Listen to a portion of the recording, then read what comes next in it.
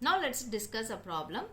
Consider the following information for three mutual funds A, B and C and the market. The stocks ABC and market index are provided to us. Mean return, their standard deviations and beta. So once again for Sharpe, return on portfolio minus risk-free rate of return by standard deviation will do. And for Trenard's measure, return on portfolio minus risk-free return by beta will do. So they are very simple and easy calculations, and as far as exam is concerned, it will fetch you more marks.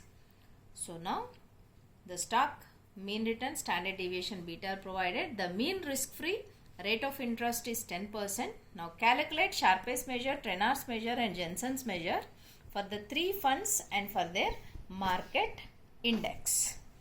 So Sharpe's measure is equals to, I already told you, mean return minus risk-free rate of return divided by standard deviation. So the same I have substituted. So Sharpe on stock A we got 0.25, B 0.29, C 0.33 and market index 0.3. So better the Jensens or whatever it is, whether it is Jensen, Sharpe's or Trenard's, higher the index value, whatever you get as output, the better is the portfolio. So based upon that, we ranked the portfolios as 1, 2, 3 and 4. So this is Sharpe's performance index, risk and reward function.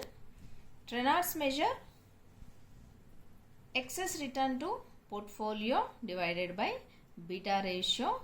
So same here, Sharpe and Trenard, they will be having same numerators, but only denominators will vary. In the denominators for Sharpe we will consider total risk, whereas in Trenard's we will consider systematic risk.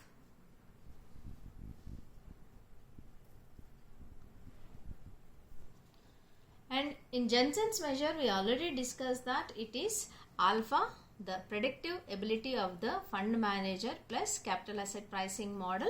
That means the required rate of return plus the predictive ability or the excess return upon your required rate of return is because of the prediction made by the fund manager.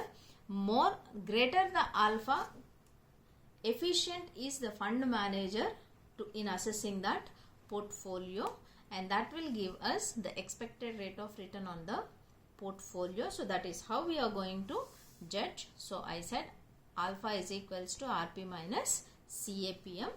So simply calculating alpha, so return on portfolios that's provided to us, and substituting the value of RF betas into return on market minus RF, that is CAPM values.